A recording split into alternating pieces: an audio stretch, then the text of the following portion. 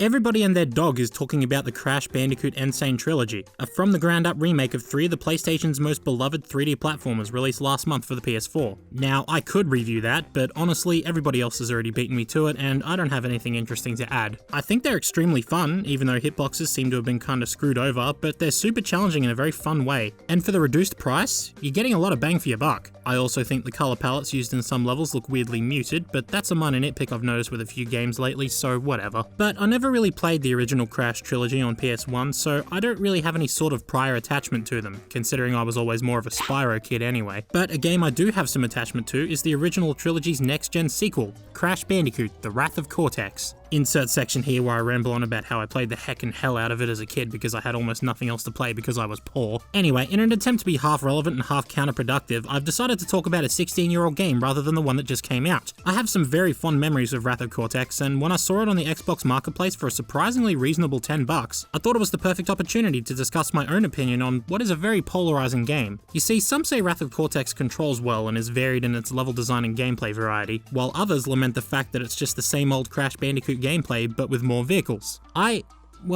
have some different opinions. For this review, as stated before, I'll be using the Xbox version, which has some frame rate issues on the 360 but otherwise plays fine. I'd already completed the game, but the footage was choppier than Henry's death in Mafia 2, forcing me to replay it, so just ignore the lack of crystals and pretend those time crates don't exist, yeah? Also, for a game this broad and varied, it feels like the only way I can look at this properly is by looking at every level individually. I realize Cat Icarus has already done this, but honestly, I don't give a shit. Fight me. After starting the game and entering our name, which, let me tell ya, unless you've named your save file Gash, you're not living life the way God intended, we jump straight into a cutscene. Now, one of the things I do know about the original games is that the cutscenes are childish in nature, but expressive and entertaining. Characters have a really nice bounce to their facial animations that give them an exaggerated cartoon aesthetic, and it looks great. In Wrath of Cortex, however, the opening cutscene is just a bunch of talking heads.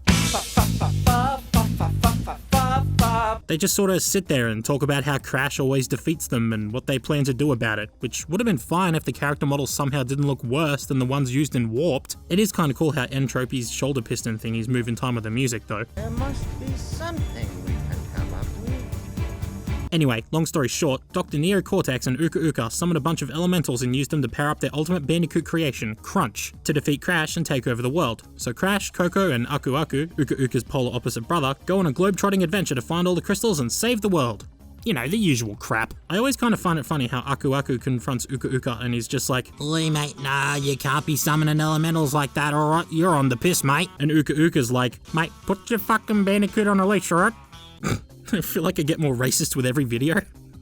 Otherwise, there's bugger all else to the story. The only other quote-unquote cutscenes you get are the elementals talking smack about you in between levels. Surprisingly, the elementals are voiced by some pretty noteworthy names in showbiz. Rocco is played by Thomas F. Wilson, famous for playing Biff in Back to the Future. What are you looking at, fuzzhead? The fat lesbian Pyro, whoops, wrong picture, is played by none other than the Joker and Luke Skywalker himself, Mark Hamill. I have a taste for some deep-fried Bandicoot. Lolo is played by Jess Harnell, who I love for playing Captain Hero in Drawn Together, but most of you on this channel will know him as Senor Plot Convenience. Is there a draft in here? What? What the fuck? And Wawa is voiced by R. Lee Ermey, which is pretty self-explanatory. That's a war face! Now let me see your war face! Yeah! Bullshit! You didn't convince me! Let me see your real war face! Yeah. We start off, would you believe it, with level 1, Arctic Antics. Now, video game logic dictates that snow or ice levels should generally not be the first level in a game, but it's pulled off pretty well here. It's a great area to get used to Crash's simple controls and mechanics. Crash doesn't do much from the offset. He can jump, crouch, and slide, and of course he can defeat enemies or break open crates using his signature spin attack. You can also pick up apples, or as idiots call them, Wumpa Fruits, and collecting 100 of them will give you an extra life. Crash is relatively simple to control, but also feels precise in his movements. Rarely does it feel like the game is at fault for your death. Well, for the most part. Hitboxes are well defined, movement speed is perfectly fine, and the jump arc is just right. Crash is satisfying to control, there's no doubt about it. I'd honestly almost argue he controls a little bit better than he does in the N Sane Trilogy, but that's probably a topic for another video. Within each level, you're tasked with picking up a purple crystal, but you can also attempt to break every crate or finish most of the level without losing a life to earn a gem. You can also come back after finishing a level to nab a relic by completing a time trial version of the level. This game doesn't have that many levels and they're usually quite short, but there's a fair amount to do in each level, level, which is nice for replayability's sake. The only thing I don't like about this level is the way they teach you about invincibility. Break open a crate with Aku Aku's wooden mug on it and you'll earn a hit point. Break open 3 Aku Aku crates consecutively and you'll get temporary invincibility. Arctic Antics is easy enough that you should be able to get it rather easily, but when you get it, it doesn't give you a part of the level to run rampant in and smack your face against some enemies. Instead, it's just a bit of platforming. It doesn't actually teach the player anything about this mechanic. Kind of a wasted opportunity, but either way, good first level for the most part. Now that we've learned the basics of controlling Crash, you'd think the next level would be a good level to start putting your newfound skills to the test. You thought wrong, mate. In Tornado Alley, you commandeer a weird looking hanging glider plane thing and you have to shoot down 6 generators that are causing tornadoes. It's such an unremarkable level, there's literally no challenge and it's over in about 2 minutes. The only thing that kinda blows about it is controlling this plane is easier said than done. Actually, lining your shots up can be a bit tough. If you so much as tap the analog stick, you've flung yourself over to fucking Frankston. Okay, now we're in a bowl. It's heckin' Bamboozling why this game is so insistent on not having Crash's feet on the ground, but Bamboozled is actually way more fun than it looks. It brings back some real good memories of playing games like Marble Blast or Super Monkey Ball. Despite a camera angle that could have stood to be zoomed out a little, ball levels are some of my favourite levels in Wrath of Cortex. They're also insanely fun to try and get relics on too. Having said that, I wouldn't mind just controlling Crash again. Oh, thank God. Wizards and Lizards is about as normal a Crash level as you can possibly get. Woo! Did it! 15th try! Channeling the spirit of the chase levels from previous games, here you're chased by a massive, slightly odd-looking dragon, and you have to be on your toes to avoid any pitfalls or nitro crates you come across. And it's all backed up by some insanely catchy tunes.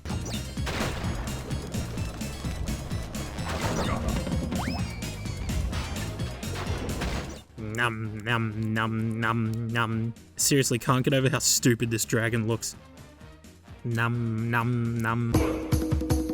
Compactor reactor? More like conniption reactor, because I'm about to have a fucking conniption over these fucking vehicles! Jesus, okay, it's only a short minecart ride, it's okay, just lean left and right to dodge nitro crates, boom, done. But come on, give us a break, man, I just want to jump and spin, is that too much to ask? Anyway, this level's okay, but it brings up one issue I have with Wrath of Cortex. Enemy placement. This friendly looking dude is spraying stuff left and right. Oh man, how am I gonna get past this? Oh gee, I don't know, I could just fucking walk around it. And that's a common theme with this game. Enemies not only pose little threat, but barely feel like they're a part of the level. Enemy placement doesn't feel deliberate, and it makes avoiding enemies a real cakewalk, which is kind of a shame. It feels better even in the original Crash Bandicoot, where enemies deliberately obstructed your path so you had to deal with them in some way, but here it's like, do you want to spin me? Spinner machine broke. Understandable, have a great day. That was a good joke, make sure to leave a like. And now we get to fight our first boss. Unlike previous games where you had to fight various evil doctors and wildlife, what the fuck is a Potteroo anyway? You fight Crunch alongside one of the elementals. Here, you're back in the ball and Crunch is in his own impenetrable ball made of rocks. And the only way to defeat him is to smack the rocks that are rolling around until they all turn blue. Crunch can roll into you and do a bunch of damage, or he can hit the other little rocks and light them on fire, meaning you have to sacrifice some of your health to hit them again, or wait for them to turn back to normal. Ball levels are usually a lot of fun, but for some reason controlling the ball here is... it's not great. This whole fight seems more like trial and error than anything as well. It's just a big ball of... Oh, and you can unlock power-ups every time you beat a boss. What do we unlock this time? The ability to sneak. Well, the ability to tiptoe over the top of nitro crates, but still, that's more underwhelming than the fucking Cody Simpson biography. Remember Cody Simpson? No? Do you want a big book of pictures of him posing with Instagram filters over the top? I mean, look at this beautiful creature. Whoa.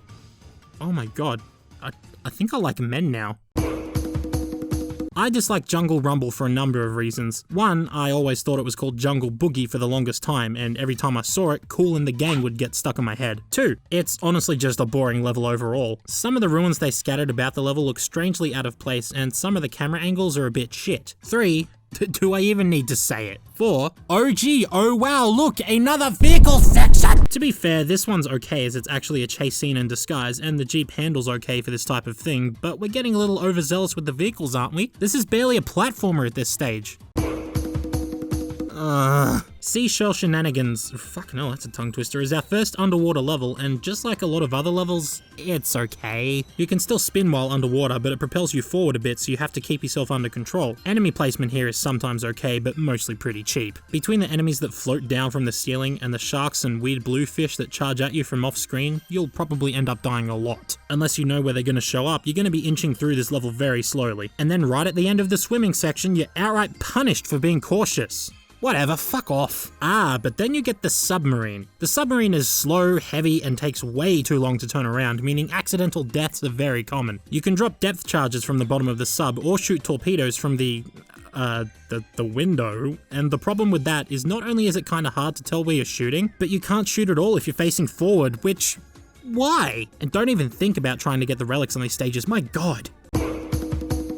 For the first time in a Crash Bandicoot game, we get to directly control Crash's sister, Coco, and I'm of two minds about this. On one hand, she controls subjectively worse than Crash. She doesn't retain any of the power-ups Crash gets from bosses except for the speed shoes, and her spin attack has a weird hitbox where it feels like you need to press it half a second earlier than when you approach an enemy. Having said that, I do really like this level. I like the theme of it, I like the music, and I like that it's quite challenging compared to pretty much everything we've done before this.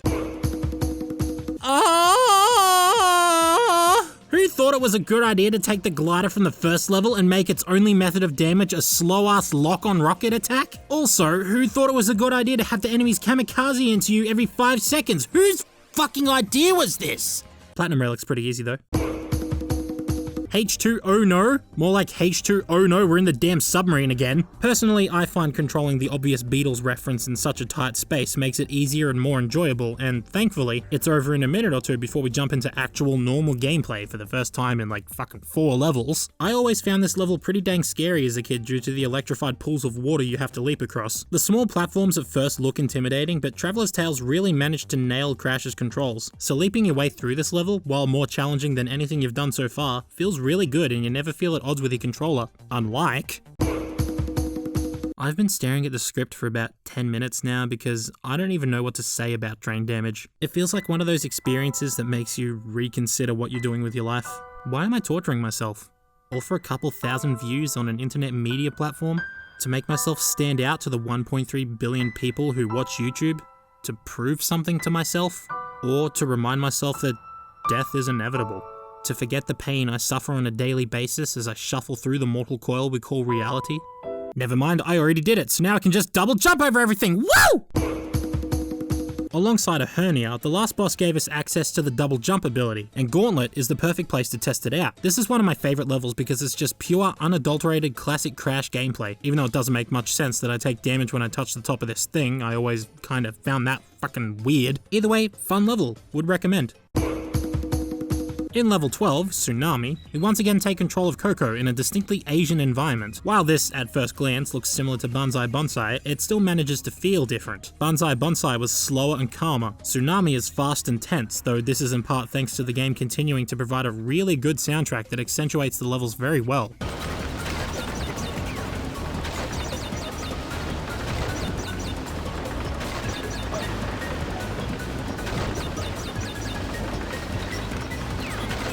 After a bit of platforming, we jump onto Coco's scooter and, well, die. Wait, what? How do I make this thing go faster? Oh, okay, it's actually B.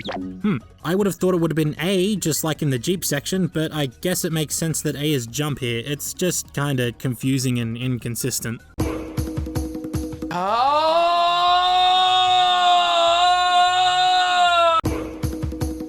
At the very least, the next level is a ball level. That makes me a happy boy. Eskimo Roll is one of my favourite levels in the game, period. Everything about this level is a fun time. It looks quite difficult at first, what with the massive holes in the ground scattered almost everywhere, but it doesn't take very long to figure out how to consistently get around them. The physics are just right, and you get just the right amount of resistance when trying to slow down or roll in the opposite direction. Oh hey, Tiny Tiger's in this level too. If he's in this level, it must be pretty hard. That's it? Tiny Tiger, one of the bosses from previous Crash games, is reduced to nothing but a simple and easily avoided obstacle. What the fuck? And there's Dingodile as well, and look, he's just shooting away like you don't give a shit. Even my boy Entropy just sitting there doing nothing. This is exactly what I mean about enemy placement. It's so lazy. It ruins a perfectly good level if I'm being honest. Oops, well that disproves my point.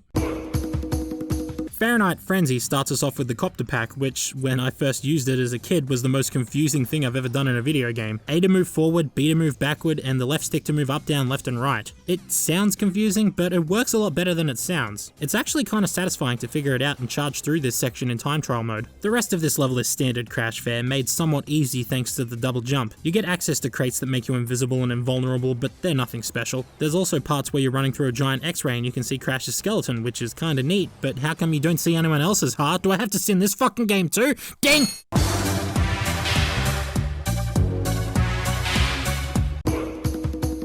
Run away from Crunch while he throws flaming hot rocks at you, jump in a mech, spray him with water. It's a mostly unremarkable boss, though he tends to drop little rocks in front of you where you can't see them, which is kinda cheap! Once again, we're in control of Coco, and much like Tsunami before it, Avalanche is half platforming, half vehicle section. The platforming part is kinda boring, there's a slope with a bunch of Nitro Crates on it, and that's about it. In the second half, you chase down a slope by an avalanche, while you snowboard in between flag posts to try and nab a gem. Again, it's B to do a fast, which is confusing, but you get what you're given. Also, I swear to God, I've been trying to get the gem on this stage for what feels like my entire fucking life, and I feel like I'm gonna die of cardiac arrest before I ever get it. The dark, brooding atmosphere of Droid Void is particularly excellent when it's paired up with the creepy X-Files-esque music, but it's not the greatest of levels. The first half of the level is spent climbing at the slowest speed possible. Oh no, what is this? Look how fast he does this in Crash 3. Now look at this. What the fuck happened here? They should just rename this game to Crash Bandicoot. Who the fuck thought this was a good idea? Anyway, this second section is about as bad. For this section, you take control of a mech suit that's very clearly a homage to the power loader from Aliens, and can shoot Wumpa fruit at enemies in crates. And aiming this thing is like trying to thread a needle with someone else's hands. Furthermore, the way it jumps is strange. You'll jump normally while moving, but when in a standstill, there's a brief pause where Crash raises the suit's arms in the air like he just don't care before finally lifting off the ground. I don't mind using the suit too much, as it means I can't rely on using double jumps as a crutch, but its controls are just a little too janky for my liking. Crash Toroids is just Tornado Alley but in space. Next. Coral Canyon is just Seashell Shenanigans but reversed. Next.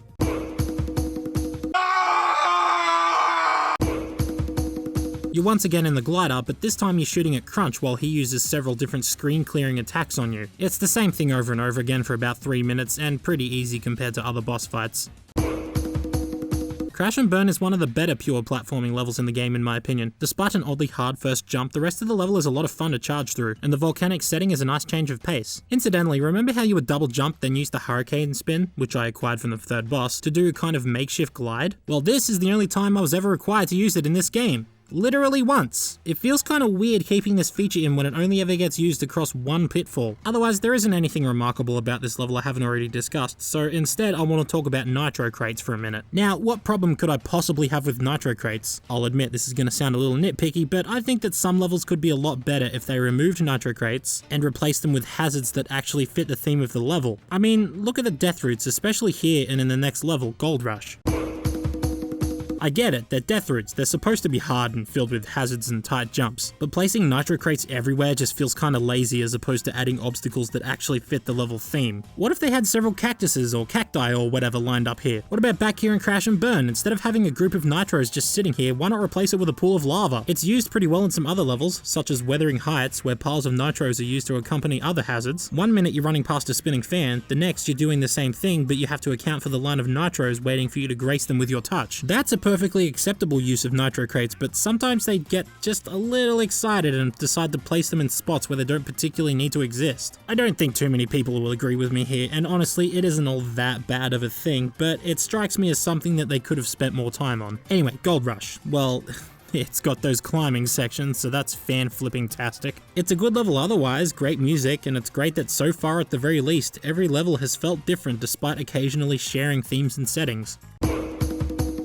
The third ball level, Medieval Madness, isn't quite my favourite of the bunch, but is still a great time nonetheless. Even though Tiny Tiger and friends get reused as absolutely terrible excuses for obstacles, the rest of the level is a lot of fun, with many different narrow pathways, optional routes, and even a maze at the end of the level. Weirdly, the Xbox version doesn't play the proper music for this level, and instead plays the music used in Gauntlet, which is a shame because I really like the Medieval Madness theme. But to make up for it, this is the only full vehicle stage in the final world, which makes me more rock hard than any woman ever could.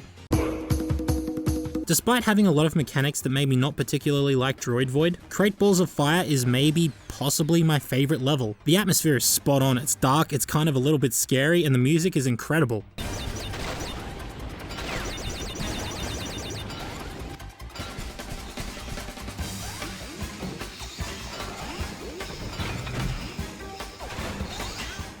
The mech suit returns, and that sounds like a bad omen of things to come, especially since it seems kinda pointless because, hey, the 4th boss gave us a fruit bazooka that we can use at any time, but if anything, it makes the epic chase scene all the more thrilling as you can't rely on double jumping to correct yourself. Even those stupid climbing sections are actually used pretty well here. You know what? This is a genuinely good level. Can't believe it. And finally, onto the last level, Cortex Vortex. No bullshit here, just you, all the skills you've attained thus far, and some challenging platforming. There's laser grids, laser beams, nitro crates, tight jumps, everything you'd ever want in a final level. And while it looks kind of a bit drab and boring, it's a good final level, being challenging without being sadistically brutal. It makes good use of all of your abilities, including the newly acquired fruit bazooka, and even the sneaking ability, would you believe it actually has a use. After collecting all 25 crystals, we confront Dr. Cortex and Crunch on home turf in a surprisingly difficult boss battle. Crunch will step on one of 4 switches that will either rain meteors down on you, send out clumps of ice that temporarily freeze you, usually right before Crunch sends down more meteors, makes the floor a bit hot, or activates beams of electricity. Dodging any one of them by themselves is easy enough, but dodging them in quick succession proves to be rather tense. Once Crunch gets worn out for whatever reason, you have to pop a cap in his skull with a bazooka. Crunch punches Cortex in the back of the head and sends him flying down to the ground, which is your opportunity to spin him. It's not the best final boss fight in the world, but the smaller claustrophobic arena you have to fight in makes it somewhat more challenging. Anyway, smack Cortex 4 times and the game is over. Well, kinda. Tell you what, I'll let you see for yourself. I'll just play the whole cutscene in its entirety. Can't you ever let me win? What do you want from me, you cretin? Cortex! You realize that Crash may have collected all the crystals, but he doesn't have the gems. With the gems, we can resurrect the masks one last time and destroy that Bandicoot once and for all. What? That's it? A 20-second cutscene for beating the game. This is all your fault! Okay, so as it turns out, you have to get all the gems for the good ending. But that's so much effort though, he says as he proceeds to get all 25 relics. At the very least, getting a relic on every level gets you access to 5 bonus levels, which is a nice reward, except I don't think any of them are particularly good levels. Nighttime is just a slightly edited version of Gauntlet where you play as Coco.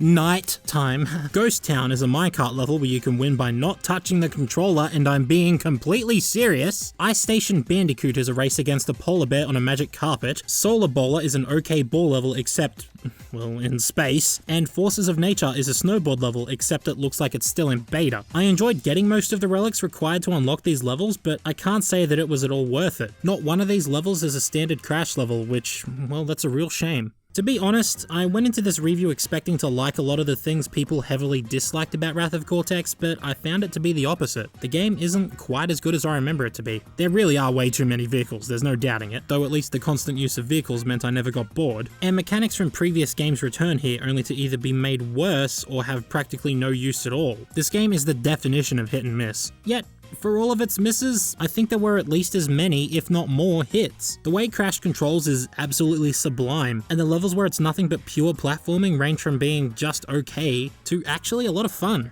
There's no denying the fact that at least Crash 2 and 3 are superior games, maybe even the original Crash if you look at it in a particular way, but there is still something about this game that keeps me coming back to it every now and then, and I honestly couldn't tell you what it is. There are so many things wrong with Wrath of Cortex, and yet I still really enjoy playing it every time I get the itch to do so. For $10 on the Xbox Marketplace on the 360 and soon to be Xbox One, I think it's worth it. And if you do enjoy it, then I would also consider either picking up the original Crash Bandicoot games on PS3 or getting the Sane Trilogy on PS4. As they have a lot more actual platforming in them and are generally better designed games overall, but either way, it's really cool to see the mangy marsupial make such a well-received return. Hopefully this means the resurrection of the 3D platformer is finally happening. Now, if you'll please excuse me.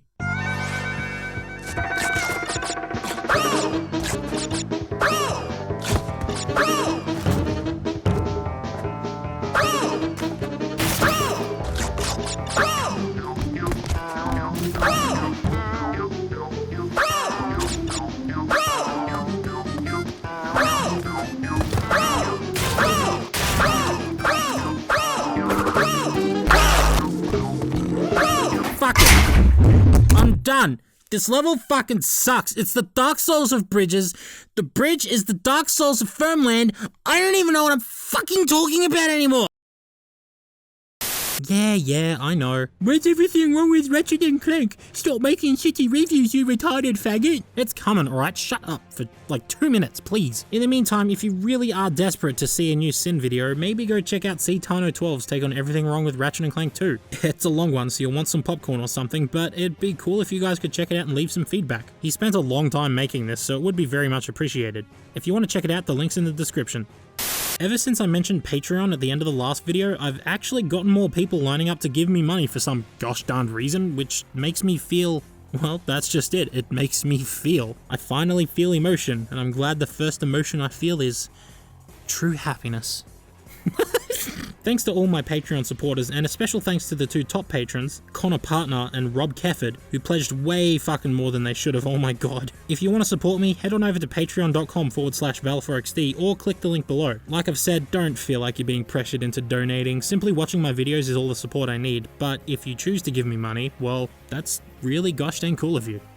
If you enjoyed this video, leave a hot like. If you didn't, give it a thumbs down, who cares? It gets me higher in the search rankings anyway. If you like what you see, make sure you subscribe as well. Next video is everything wrong with Ratchet & Clank Size Matters, followed by a possible bloody short review, and a review of a PS2 3D platforming classic. See you soon, boys and grills.